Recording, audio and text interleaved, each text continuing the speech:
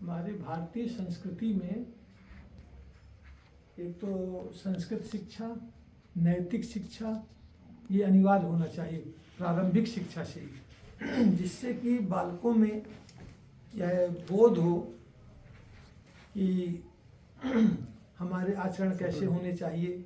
मातृदेवो भव, पितृदेवो भव, आचार्य देवो भव। हमारे पिता देवता के समान हैं, तो देवता को कोई ऐसे वृद्धाश्रम में नहीं फेंकेगा। भगवान है हमारे, तो भगवान की सेवा की जाती है।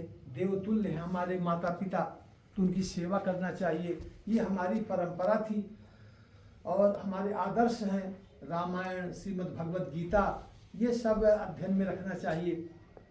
प्रातःकाल उठ के रघुनाथा, मात पिता गुरु नावहि माथा।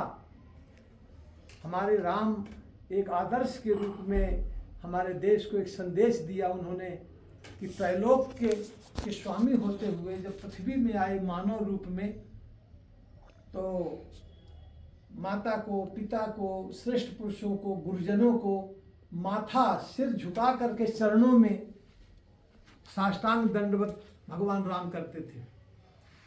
शिक्षा भी जो है सब कुछ सर्वज्ञ होते हुए भी गुरु ग्रह गए पढ़न रघुराई, अल्पकाल विद्या सब पाई। तो गुरु के यहाँ जा कर के जब आप अध्ययन करते हैं तो आपको आपकी जीवन शैली, आपका आचरण, आपका संस्कार, आपके विचार पवित्र होते हैं।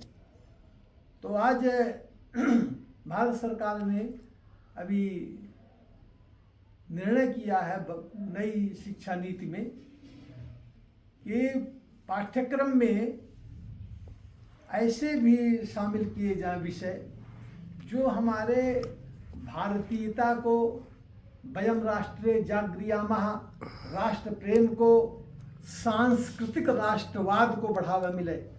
सांस्कृतिक राष्ट्रवाद जब प्रत्येक मानव के हृदय में जग जाएगा तो असांस्कृतिक कार्य होंगे ही नहीं। जब सांस्कृतिक राष्ट्रवाद जो है ये बहुत महत्वपूर्ण विषय है। हमारी प्रत्येक मानव में इस प्रकार का सृजन होना चाहिए सांस्कृतिक राष्ट्रवाद का। सांस्कृतिक राष्ट्रवाद के अंतर्गत सब आ जाता है। जब सांस्कृतिक राष्ट्रवाद हमारा होगा, माने हमारा जो राष्ट्र है वह संस्कृति से युक्त है। अन्य देशों में, चाहे वो अमेरिका हो, चीन हो, वहाँ सभ्यता है। लोग बोलते हैं चीनी संस्कृति। संस्कृति का अर्थ होता है जो हमको अच्छी तरह से संस्कारित करे। तो जब हम संस्कारित ही नहीं है, हम शेक हैंड बोलते हैं, हाथ मिलाते हैं, तो संस्कृति वहाँ कहाँ रही? वो तो चीनी सभ्यता है। तो चीनी सभ्यता है, रूसी सभ्यता है, न कि रूसी संस्कृति।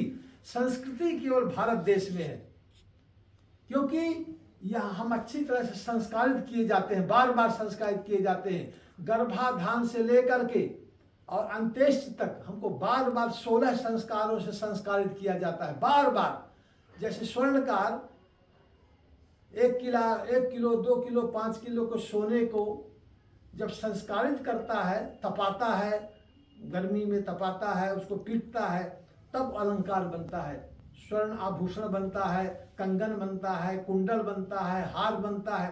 परंतु जब तक उसको वह संस्कारित नहीं करेगा, तब तक वह 5 किलो का सोना कोई गले में नहीं पहनने वाला, न कोई हाथ में पहनने वाला। जब संस्कारित हो जाता है, जब हार, कंगन, कुंडल ये सब बन जाता है, तब उसको मानव हृदय में धारण करता है, तब संस्कार में धारण करने योग्य होता है। तो जब मानव संस्कारित होता है बार बार, पहले गर्भाधान से लेकर के और जात कर्म, नामकरण से लेकर के विवाह, सब संस्कार हमारे यहाँ है भारतीय पद्धति में, सनातन में। सनातन में इतने संस्कार हैं जो अन्य कहीं भी नहीं मिलने वाले। तो बार बार हम संस्कारित किए, जिससे भूले ना।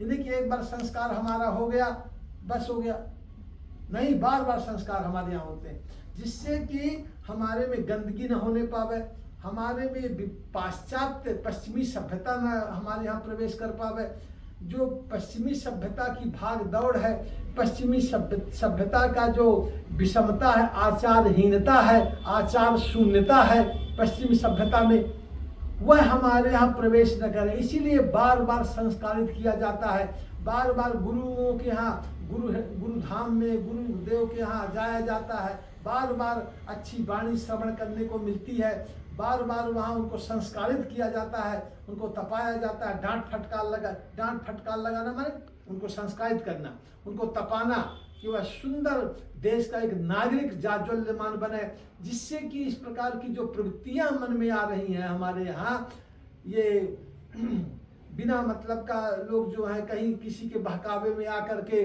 और उससे प्रभावित होकर के और धर्म भी बदल लेते, नाम बदल लिए हैं। वो मोहम्मद आजम खां नाम रख लिया सुरेश, महेश, तो ऐसे नाम बदल करके हमारी बेटी बहनों को वो भरमा करके, बेटी बहनों का भी संस्कार थोड़ा सा हम ये मानेंगे कि थोड़ा उनके संस्कार प्रभावित हो रहे हैं पश्चिमी सभ्यता से। तो पश्चिमी सभ्यता से प्रभावित होकर के, अन्यथा वह माता पिता के आदर करेगा, माता पिता से आदेश लेगा कि हम ऐसा ऐसा काम करने जा रही हैं, ये इस प्रकार का सुरेश महेश हमको प्रभावित कर रहा है। माता पिता पता लगाएंगे कि वास्तव में ये सनातनी है, ये हिंदू है कि नहीं, अथवा ये दूसरे जाति धर्म का है, दूसरे बिरादरी का है, दूसरे संप्रदाय का है। सुरेश महेश और हमारी बेटी बहन को इस प्रकार का पूरा फैला हुआ हमारे देश में इस समय।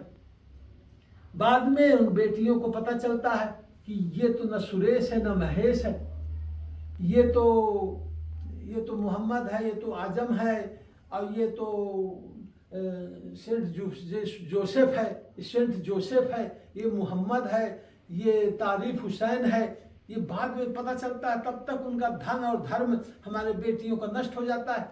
इसलिए जब व्यक्ति संस्कारित रहेगा तो माता पिता के प्रति उनका जिम्मेदारी रहेगी, माता पिता से वह सलाह लेंगे, माता पिता को अपनी बात बताएंगे, माता पिता उसका विधिवत पता लगाएंगे कि हमारी बेटी जिससे बात कर रही है, जहाँ जाना चाहती है, वो विधर्मी तो नहीं है, वह जो है कहीं डिफूजा तो नहीं है, वह कहीं सेंट जोसेफ तो नहीं है, वो कहीं मोहम्मद तो नहीं है, वो कहीं आजम तो नहीं है। तो इस प्रकार का वो पता करेगा, कहेगा बेटी ये सुरेश महेश नहीं है, ये तो बनावटी हैं और तुमको फंसा रहे हैं, इससे दूर रहो। तो जब हमारे संस्कार में कमी आती है तो परम स्वतंत्र न सिर पर कोई, भावई मन ही करई सोई सोई, तो हम मनमानी हो जाते हैं, माता पिता को अल्पज्ञ मान लेते हैं, माता पिता के विरोध में हम काम करना शुरू कर देते हैं कि नहीं है, हमारा निर्णय सही है, क्योंकि हमने माता पिता का और बुजुर्गों का, श्रेष्ठ पुरुषों का, आचार्यों की उपेक्षा किया। इसलिए नैतिक शिक्षा अनिवार्य है। नैतिक शिक्षा जो है जब प्रारंभिक शिक्षा से आ जाएगी, कक्षा 1 से, प्राथमिक शिक्षा में नैतिक शिक्षा अनिवार्य कर दिया जाए, जिसमें लोगों को यह बोध हो कि हमको जीवन शैली कैसी अपनाना है, हमको माता पिता के प्रति आदर कैसे करना है, हमको अपना वैवाहिक जीवन कैसे व्यतीत करना है। और दूसरी बात, ये तो हमारा कार्य है, सरकार के कार्य में हर काम सरकार के जिम्मे नहीं किया जा सकता है। सरकार तो हर चीज सरकार नहीं ढो सकती है, और हर गली गली, मोहल्ले मोहल्ले, गांव गांव, घर घर सरकार हम ध्यान दे सकती है। ये तो हमारा समाज का कर्तव्य है, हम समाज के निर्माता बने, हम संस्कारवान बने, तो ये अपने आप ये स्थितियां जो है सब ठीक हो जाएंगी अपने आप। यह जो है संस्कारहीनता के कारण ही जब विचार हमारे समुचित पैदा नहीं होते, क्योंकि हमारा संस्कृति नहीं है, हमारे संस्कार नहीं है, हम बार बार संस्कारित होने से बचते रहते हैं, दूर भागते हैं, आश्रमों से, गुरुजनों से, श्रेष्ठ पुरुषों से, और अपने श्रेष्ठ जो हमारे घर के लोग हैं उनके पास बैठना, उनसे बातचीत करना, ये सब हमसे दूर होते जा रहे हैं। केवल डिग्री ले रहे हैं पढ़ लिख करके और हम ऐसे हो रहे हैं, पर श्रेष्ठ पुरुषों को, बुजुर्गों से हम दूर हट रहे हैं। इसीलिए ये विसंगति हमारे यहाँ आ रही है। पहले देखा जाता था प्राचीन समय में कि जो भी हमारे यहाँ बालक होते थे वो दादाजी के पास बैठते थे, दादी के पास बैठते थे, सुंदर कथा कहानी सुनते थे, उनमें एक संस्कार का सृजन होता था। विद्यालयों में भी उनको गुरुजन लोग जो है एक संस्कार की शिक्षा देते थे, गुरुकुल पद्धति होती थी। तो गुरुकुल पद्धति में उनको जीवन शैली, उनको अपने परिवार में समाज में कैसे रहना है, कैसे आप जो है सूर्य और चंद्रमा जैसे निखर करके आना है आपको अब समाज में से। तो सूर्य और चंद्रमा जैसे आपको निखर करके आना है तो संस्कार को अपनाना पड़ेगा, संस्कृति से विरुद्ध नहीं चलना पड़ेगा, समाज से विरुद्ध नहीं चलना पड़ेगा। तदनुवर्तते, जो श्रेष्ठ पुरुष आचरण करते हैं उसका आगे आने वाली पीढ़ी अनुसरण और अनुगमन करती है। तो हम अपने श्रेष्ठ पुरुषों के आचरण को भूलते जा रहे हैं। हमारे दादा ने, हमारे पितामह ने, प्रपितामह ने हमारे किस परंपराओं को स्थापित किया। तो जब उन परंपराओं से हम अब विरुद्ध में चल रहे हैं, छोड़ते चले जा रहे हैं उन परंपराओं को, तो यह विसंगति आना ही आना है। क्योंकि हम जो है अब हठ धर्मिता में चल रहे हैं और उन मार्गों से विचलित हो रहे हैं। तो बार बार ये आना पड़ेगा कि समाज में हम अपनी परंपराओं से जुड़े रहें।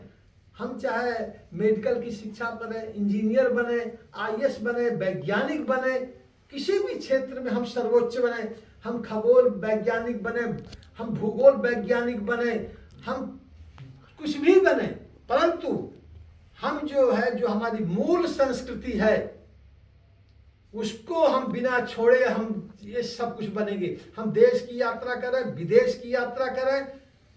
आज देखिए प्राचीन संस्कृति को उठा करके देखिए, हमारे बड़े बड़े पदों पर आसीन प्रधानमंत्री थे और लाल बहादुर शास्त्री गंगा जल लेकर के विदेशों में जाते थे, अपनी संस्कृति को छोड़े नहीं। नरेंद्र मोदी हमारे माननीय लोकप्रिय प्रधानमंत्री विदेशों में गए, वहां नवरात्र पड़ा, वहां का भोजन नहीं किए, केवल नींबू जल खा करके रहे, नींबू जल। अमेरिका गए, वहां नवरात्र पड़ गया, वहां उन्होंने नींबू जल पी करके 9 दिन तक रहे। तो ये हमारे संस्कार को नहीं छोड़ा कि हम वहां पर वहां के संस्कृति से, हम वहां की सभ्यता से हम प्रभावित हो जाएं, अपनी संस्कृति को हम वहां छाप छोड़ दें। आज देखिए जब कोरोना आया तो नमस्ते चालू हो गया, वहां पर नमस्ते शब्द हमारा है भारतीय संस्कृति का, क्योंकि उसमें हाथ मिला नहीं सकते, गले मिल नहीं सकते थे कोरोना में, तो लोगों ने हाथ जोड़ के प्रणाम करना शुरू किया। विदेशों में भी हमारी संस्कृति वहां कोरोना ने पहुंचा दिया, हाथ जोड़ के प्रणाम करना।